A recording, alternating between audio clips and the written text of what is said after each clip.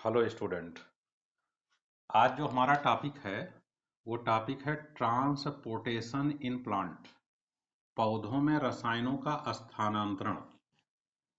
दूसरा टॉपिक है वाष्पोत्सर्जन, ट्रांसपिरेशन। ये दो टॉपिक हम आज क्लियर करने जा रहे हैं अपने ये 10th क्लास की। ये पहला लेसन है। इसके बारे में पढ़ने से पहले थोड़ा हमको और समझना पड़ेगा। ये हमने एक पौधा बना रखा है, प्लांट बना रखा है। इस प्लांट में ये रूट है, ये स्टेम है, ये लीफ है। यानी ये स्टेम दिख रही है, ये रूट दिख रही है और ये लीफ दिख रही है, पत्ती दिख रही है। इस पत्ती में ये सेल है, ये पत्ती की सेल है। इस पत्ती पर ये छोटे छोटे छिद्र हैं, इन छिद्रों को स्टोमेटा। इस रूट से लेकर इस पत्ती तक स्टेम से होते हुए संवहन ऊतक पड़े हुए हैं। ये रेड कलर से हमने जाइलम दिखाया है, ये ब्लू कलर से हमने फ्लोएम दिखाया है। यानी रूट, स्टेम, लीफ, जड़, तना, पत्ती, ये तीनों कनेक्ट हैं किसके द्वारा? जाइलम और फ्लोएम द्वारा। जाइलम द्वारा और फ्लोएम द्वारा। समझना क्या है? समझना है कि इस सेल के भीतर फोटोसिंथेसिस द्वारा भोजन बनता है। यानी सेल के भीतर फोटोसिंथेसिस की क्रिया होती है, भोजन का निर्माण होता है। भोजन के रूप में कार्बोहाइड्रेट बनता है। वो कार्बोहाइड्रेट सुक्रोज के फॉर्म में रहता है। इस पत्ती की सेल से ये सुक्रोज फ्लोएम की सेल्स में ट्रांसफर हो जाता है और फिर इस फ्लोएम के द्वारा सुक्रोज यानी भोजन पौधे के विभिन्न भागों में स्थानांतरित हो जाता है। देख रहे हो, ये फूड जो है वो जड़ की सेल तक पहुंच गया, अन्य पत्तियों की सेल तक पहुंच गया, फल तक पहुंच गया। इसका मतलब है भोजन का स्थानांतरण फ्लोएम की सहायता से एक से अधिक डायरेक्शन में होता है। हम इसको बाई डायरेक्शनल ट्रांसपोर्टेशन कहते हैं। ऐसा किसके द्वारा हो रहा है? फ्लोएम के द्वारा। तो तुमने देखा, भोजन का स्थानांतरण पौधों में फ्लोएम के द्वारा होता है। ये फ्लोएम में 4 प्रकार की सेल्स होती हैं। इन सेल को सीव एलिमेंट कहते हैं, कैंपेनियन सेल कहते हैं, पैरेन्काइमा कहते हैं, फाइबर कहते हैं। भोजन के स्थानांतरण में सबसे बड़ा रोल सीव एलिमेंट का होता है। तो भोजन का स्थानांतरण फ्लोएम द्वारा। देखोगे, ये मिट्टी के पार्टिकल हैं, यहां से पानी का अवशोषण ये जड़ करती हैं। कैसे करती हैं? परासरण से करती हैं। कैसे करती हैं? विसरण से करती हैं।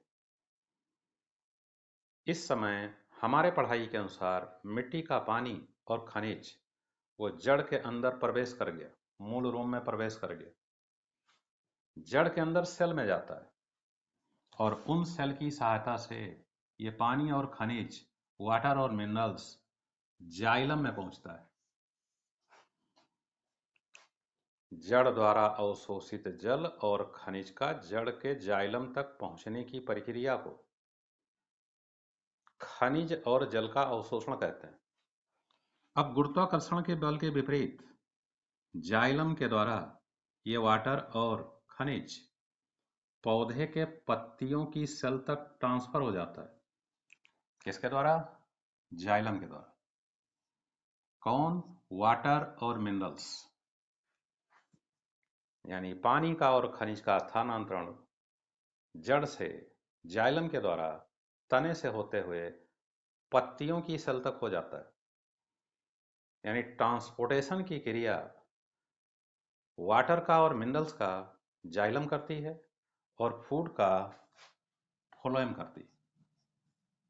फिर देखोगे, ये स्टोमेटा है। इस स्टोमेटा द्वारा गैस सेल के अंदर एंट्री करती है। जैसे दिन के समय कार्बन डाइऑक्साइड एंट्री करती, रात के समय ऑक्सीजन एंट्री करती। कैसे एंट्री करती है? विसरण द्वारा। किसके द्वारा एंट्री करती है? स्टोमेटा के द्वारा। लेकिन अगर रात का समय है तो अभी हमने कहा ऑक्सीजन एंट्री करती है, तो रात के समय यहां से कार्बन डाइऑक्साइड रिलीज होती है। अगर दिन का समय है तो कार्बन डाइऑक्साइड एंट्री करती है, ऑक्सीजन रिलीज होती है।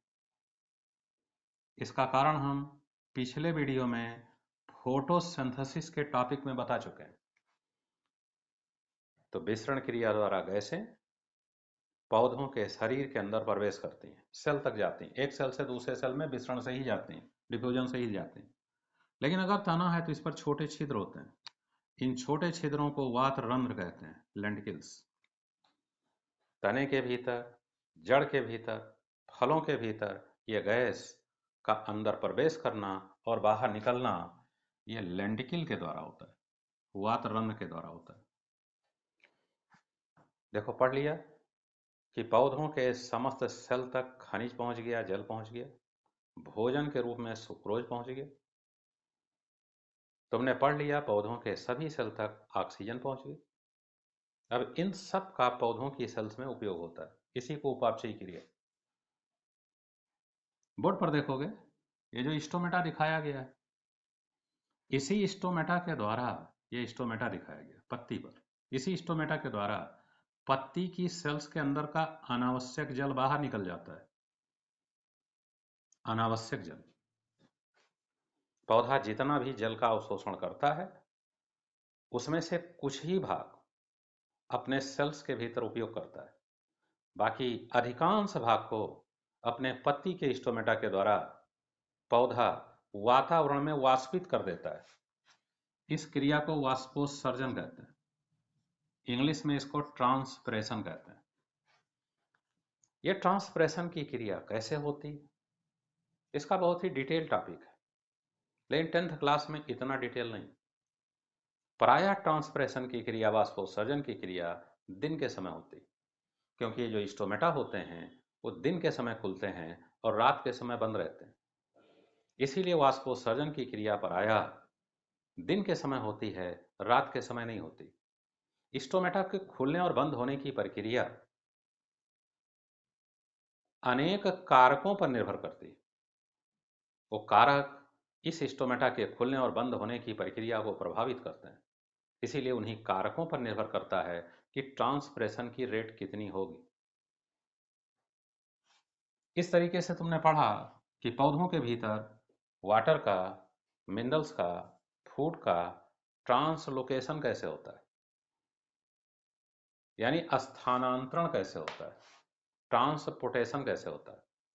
तुमने पढ़ा कि जो जड़ें होती हैं वो पानी का और खनिज का कैसे अवशोषण करती हैं। तुमने पढ़ा कि पत्ती अपने स्टोमेटा के द्वारा अनावश्यक जल को वाष्प के रूप में अपने शरीर से बाहर त्याग देती। यह भी पढ़ा कि जो गैस होती हैं वो पौधों के बॉडी में विसरण द्वारा प्रवेश करती हैं और विसरण द्वारा बाहर निकलती हैं। इनके लिए जो स्ट्रक्चर पाए जाते हैं उनको रंध्र कहते हैं, जो पत्तियों पर होते हैं स्टोमेटा कहते हैं, जो तनों पर होते हैं वात रंध्र कहते हैं, लेंटिकल कहते हैं। इस तरीके से हमारी स्टडी पौधों के भीतर रसायनों का स्थानांतरण, ट्रांसपोर्टेशन पर हो जाती। इस लेसन का अगला टॉपिक हम अपने अगले वीडियो में देंगे। मिलते हैं अगले वीडियो में। धन्यवाद।